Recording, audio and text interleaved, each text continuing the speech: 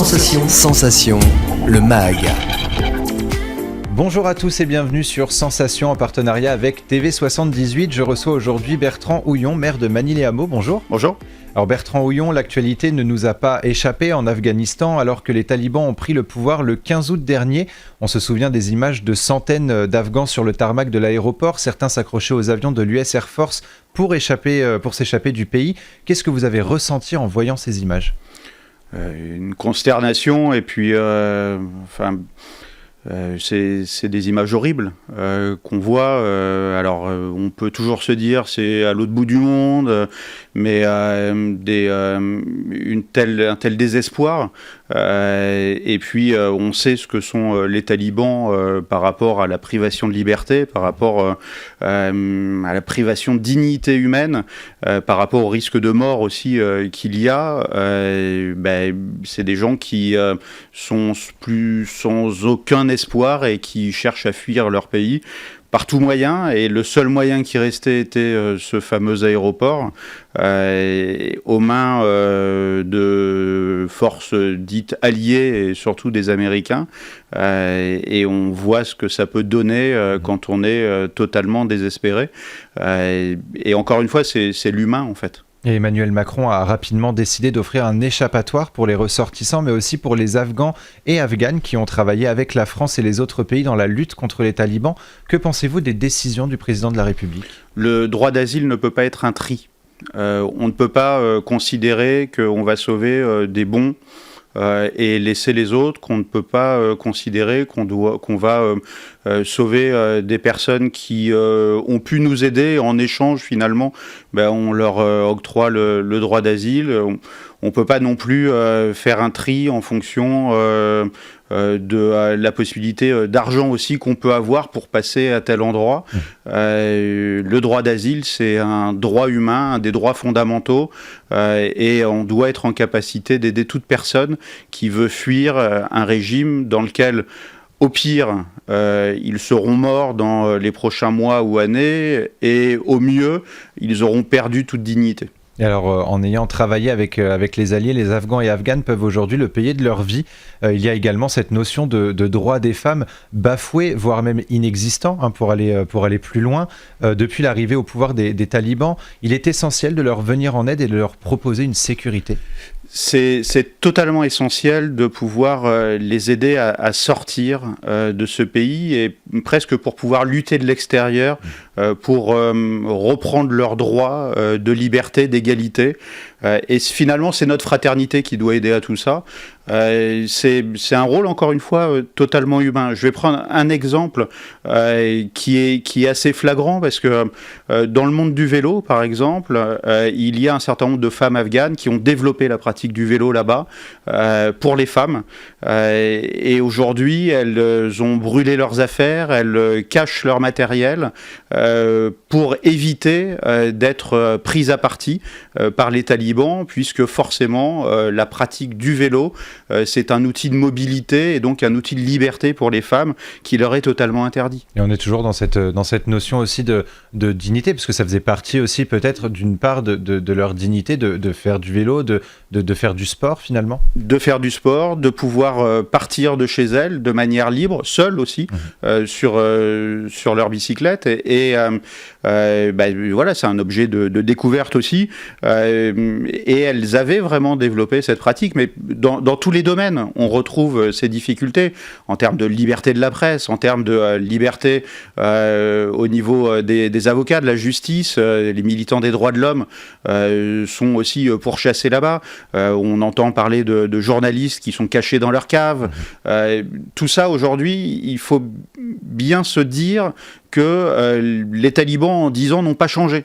C'est un faux discours de se dire ça, de se dire qu'il faut développer ou il faut espérer qu'on puisse normaliser des relations diplomatiques. Non, il faut lutter contre ce type de régime, et la meilleure façon de lutter contre ce type de régime, c'est d'accueillir les personnes qui luttent contre eux. Alors justement, vous vous êtes exprimé auprès du Parisien concernant la situation des Afghans et Afghanes en danger. Pour vous, il est impératif de mettre en sécurité toutes ces vies. Est-ce que vous avez un projet en tête ? Alors, on s'est mis à disposition, puisque c'est la responsabilité de l'État, Dès que j'ai su que les talibans étaient en train de prendre le pouvoir et qu'il y aurait forcément des personnes qui chercheraient à fuir ce régime pour leur liberté, mais aussi pour leur vie, en fait, tout simplement, j'ai signalé auprès de l'État, donc via le préfet, que la commune de Manille-les-Hameaux était prête à aider autant que possible pour l'accueil de ces réfugiés. Il y a plusieurs façons d'aider, de l'hébergement, des dons de matériel, de vêtements, de l'accompagnement aussi, pour accompagner sur les droits, par exemple. Tout ça, ça s'est déjà fait par le passé sur la commune de Manille-les-Hameaux. Je crois à cet élan de fraternité, cette solidarité qui existe sur notre commune. On peut continuer de la mettre en place. Alors, l'État m'a répondu, puisque j'ai eu une rencontre avec le préfet à l'égalité des chances, et l'État n'est pas forcément le mieux à même pour faire l'accueil chez l'habitant et pour accompagner de l'accueil chez l'habitant. Par contre, il y a d'autres possibilités. On en a discuté ensemble, mais on fera aussi, en lien avec nos associations, le nécessaire pour pouvoir accompagner au mieux. Alors justement, hein, votre objectif aujourd'hui, c'est d'accueillir les réfugiés au sein de votre commune. Manille-les-Hameaux, à l'inverse des grandes villes, ne possède pas de centre d'hébergement d'urgence. Comment est-ce que vous comptez vous y prendre ? Vous nous avez dit c'est l'accueil chez l'habitant qui va primer ? On avait fait en 2015 cet appel au moment de la vague de réfugiés syriens notamment, et un certain nombre d'habitants s'étaient proposés. À l'époque, l'État n'avait pas répondu, puisque justement la capacité de l'État était de pouvoir accueillir dans des plus grands centres d'hébergement. Mais finalement, par le biais de réseaux associatifs, il a été possible au fur et à mesure d'accueillir quelques familles ou des individus syriens ou même d'autres populations, des Tibétains notamment. Et alors, invité sur la matinale le 20 août dernier, Julien Audoul, qui fait partie du Rassemblement national, s'est positionné contre l'accueil des familles afghanes en France. Il a souligné un manque de sécurité pour le peuple français, pensant que le flux migratoire sert finalement aux terroristes pour venir en France, et a évoqué un choc des cultures. Qu'est-ce que vous pensez de ces propos ?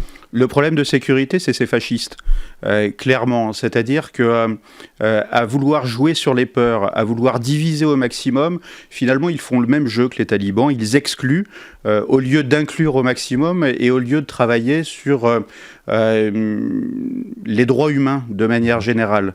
À vouloir exclure, ils privent de liberté des personnes.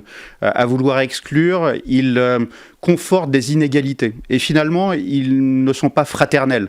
Et finalement, ils ne respectent pas les valeurs républicaines. Et alors, partout en France, différentes associations veulent que le gouvernement mette en place un visa spécial pour les familles qui fuient l'Afghanistan. Est-ce que c'est une idée que vous partagez aussi ? Aujourd'hui, on sait qu'un certain nombre de familles sont séparées, puisque certaines personnes sont arrivées en France, le reste de la famille est encore là-bas. Il faut absolument qu'on puisse les réunir. Visa spécial ou autre, de toute façon, c'est notre responsabilité. La grande difficulté qu'il y a aujourd'hui, c'est que le pont aérien est fermé, et il va falloir trouver d'autres moyens de pouvoir exfiltrer un certain nombre de personnes qui, encore une fois, risquent leur vie aujourd'hui. Et toujours dans l'idée importante de ne pas abandonner justement les Afghanistans. On va revenir sur l'accueil chez l'habitant que vous proposez. Vous l'aviez dit, hein, des habitants l'ont déjà fait, ont déjà accueilli des réfugiés. Est-ce que vous avez eu des retours justement de leur part ? Évidemment, il n'y a aucune difficulté sur l'accueil à partir du moment où il y a une bienveillance, puisqu'on accueille des personnes qui ont vécu des atrocités, qui ont fui en laissant toute leur vie finalement et toute leur identité derrière eux. Donc il faut les accompagner pour se reconstruire, se calmer, se tranquilliser et ensuite refaire leur vie. Et les habitants que j'ai l'occasion de rencontrer régulièrement, qui ont eu à accueillir des Syriens, des Tibétains et d'autres populations, aujourd'hui sont prêtes à accueillir des personnes qui viennent d'Afghanistan. Il n'y a aucune difficulté à partir du moment où on est en bienveillance et tout simplement entre humains. Il faut savoir que les personnes qui fuient ces pays-là, ils choisissent pas de partir. C'est pas une immigration choisie. Ils fuient par rapport à une problématique qui est une problématique vitale pour eux. Et de pouvoir finalement les accueillir et les réconforter du côté humain, c'est leur montrer qu'il y a un espoir quelque part. Et on retiendra surtout la bienveillance dont vous faites preuve en tant que maire de Magny-les-Hameaux. Merci beaucoup Bertrand Houillon d'avoir été avec nous sur Sensation. Et pour revoir ou réécouter cette émission, rendez-vous sur notre site et application Radio Sensation.